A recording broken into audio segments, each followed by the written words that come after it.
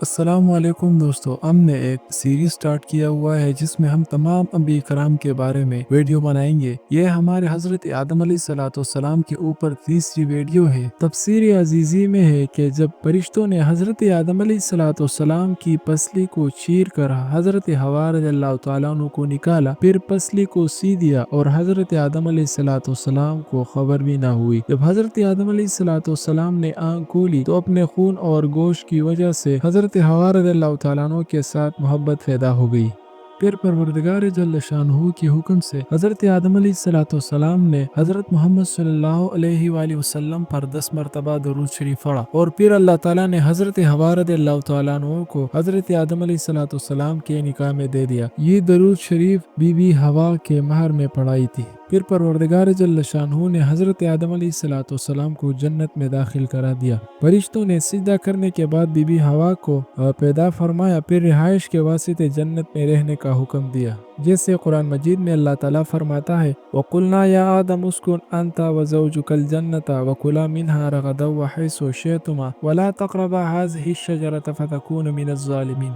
اور کہا ہم نے اے آدم، تم اور تمہاری بیوی جنت میں رہو، جہاں سے چاہو باب فراغ کھاؤ، اور ایک درخت کے قریب بھی نہ جانا ورنہ تم ظالموں سے ہو جاؤ گے۔ پھر پروردگار جل شانہ نے اپنے بڑے فضل و کرم سے ارشاد فرمایا اے آدم، اطمینان سے سب کچھ کھاؤ پیو، تو اور تیری بیوی جنت میں بڑے آرام اور اطمینان سے رہو، صرف ایک درخت کے قریب بھی نہ جاؤ۔ یہ بھی ایک امتحان تھا۔ تورات میں ہے کہ شیطان سام کے منہ میں بیٹھ کر اندر چلا گیا تھا اور حضرت آدم علیہ السلام کا ناصح اور مشفق بن کر حضرت آدم علیہ السلام کے دل میں یہ خطرہ ڈالا اور کہنے لگا اے آدم علیہ السلام، اس وقت تم پر بڑی مہربانی ہوگی، لیکن تمہاری حیات اور بادشاہانہ طور پر سدا رہنے کا کوئی انتظام نہیں۔ اس تمہید کے بعد کہا میں تمہیں اس باغ میں ایک ایسا درخت بتاتا ہوں جس کے کھانے سے تو ہمیشہ جیتے رہو گے اور بے زوال حکومت ملے گی۔ اس درخت کا نام شجرۃ الخلد ہے۔ ابن عباس رضی اللہ تعالیٰ عنہ فرماتے ہیں کہ وہ درخت گندم کا درخت تھا۔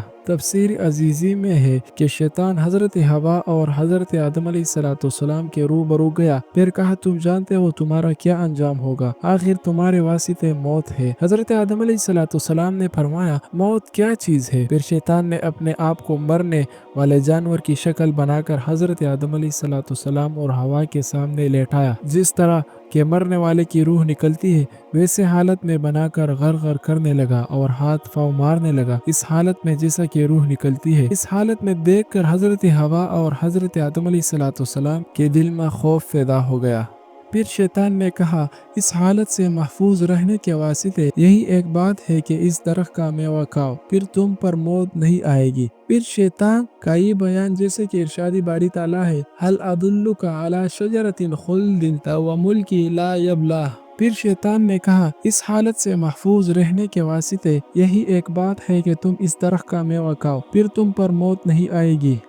شیطان کا یہ بیان ہے جیسے کہ ارشاد باری تعالیٰ ہے هل ادلک علی شجرۃ خلد وملک لا یبلہ۔ کیا نہ بتاؤں میں تم کو ایسا درخت کہ اس کا میوہ کھانے سے تم دائمی زندگی رہو گے، لازوال حکومت ملے گی۔ تم کو خدا تعالیٰ نے اس لیے اس درخت سے منع فرمایا۔ پھر شیطان نے حضرت آدم علیہ السلام اور حوا علیہ السلام سے کہا تمہارے رب نے اس درخت سے اس لیے تم کو منع فرمایا کہ تم ان کا میوہ کھاؤ تو تم دونوں فرشتے بن جاؤ گے یا تم دائمی جنت میں رہنے والے بن جاؤ گے، جیسے کہ ارشاد باری تعالیٰ ہے الا ان تکونا ملکین او تکونا من الخالدین، مگر روکنے کی وجہ یہ ہے کہ تم دونوں فرشتے بن جاؤ گے یا ہمیشہ جنت میں رہنے والے بن جاؤ گے جو دائمی سلطنت ہے۔ حضرت آدم علیہ السلام نے پھر بھی درخت کا میوہ کھانے سے انکار کر دیا۔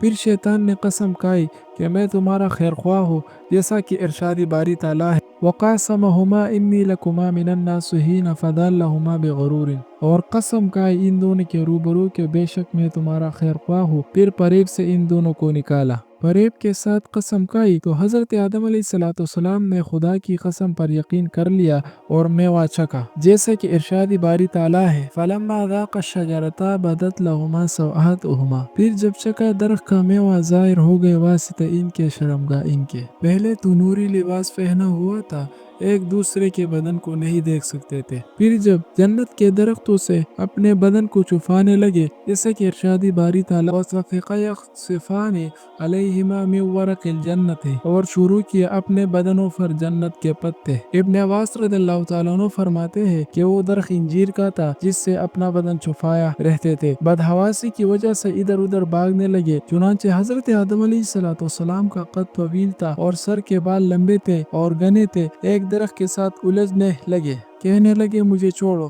درخت فوراً بول اٹھا کہ میں نہ چھوڑوں گا۔ پھر رب العالمین کی طرف سے ندا آئی کہ اے آدم علیہ السلام کیا مجھ سے بھاگ رہو گے؟ آدم علیہ السلام نے عرض کی اے میرے رب تجھ سے حیا کر رہا ہوں۔ پھر پروردگار جل شانہ نے فرمایا اے آدم علیہ السلام میں نے تجھ کو جنت بخش دی تھی، صرف ایک درخت سے منع کیا تھا۔ حضرت آدم علیہ السلام نے عرض کی کہ اے رب تیری عزت کی قسم میرے تو گمان میں یہ بات نہیں آ سکتی تھی کہ تیری قسم کھا کر کوئی جھوٹ بول سکتا ہے۔ خدا تعالیٰ نے فرمایا اب میں تجھ کو زمین پر اتاروں گا، جیسے کہ فرمان ہے وَقُلْنَا اهْبِطُوا کہا کہ تم اتر جاؤ زمین میں، وہاں ٹھہرو۔ ارشاد ہے وَلَكُمْ فِي الْأَرْضِ مُسْتَقَرٌّ وَمَتَاعٌ إِلَىٰ حِينٍ اور تمہارے لیے جنت میں ٹھہرنے کی جگہ ہے اور فائدہ اٹھانے کی ایک وقت ہے، یعنی موت تک۔ حضرت ابن عباس رضی اللہ تعالیٰ عنہ فرماتے ہیں کہ حضرت آدم علیہ السلام عصر سے بعد سورج کے غروب تک ایک ساتھ ہی جنت میں رہے، اور سدی رحمت اللہ تعالیٰ علیہ کا قول ہے کہ حضرت آدم علیہ السلام ہند میں اترے، آپ کے ساتھ حجر اسود بھی تھا اور جنتی درختوں کے پتے تھے جن کو ہند نے پھیلا دیا، پھر ان سے خوشبودار درخت پیدا ہو گئے۔ ابن عباس رضی اللہ تعالیٰ فرماتے ہیں کہ حضرت آدم علیہ السلام ہندوستان کے ہنا شہر میں اترے، پھر حضرت آدم علیہ السلام سخت پریشان تھے تو جبریل علیہ السلام آ کر اذان دی، تو اذان میں حضرت آدم علیہ السلام نے محمد صلی اللہ علیہ وآلہ وسلم کا نام مبارک سنا تو آپ کو بڑی تسلی ہو گئی۔ حسن بصری رحمت اللہ تعالیٰ علیہ فرماتے ہیں کہ ہوا کو جدہ میں اتارا گیا۔ بعض روایت میں ہے کہ طاوس بھی تھی جو کابل میں اتاری گئی، اس لیے کہ بعض روایت میں ہے کہ سانپ اور مور بھی شیطان کے داخلے میں شامل تھے۔ ابن ابی حاتم میں ہے کہ حضرت محمد صلی اللہ علیہ وسلم نے ارشاد فرمایا کہ حضرت آدم علیہ السلام گندم رنگ کے تھے اور لمبے لمبے بالوں والے اور بڑے قد قامت والے تھے، اور زیادہ بالوں کی وجہ سے اس لیے درخت سے بال الجھ گئے تھے۔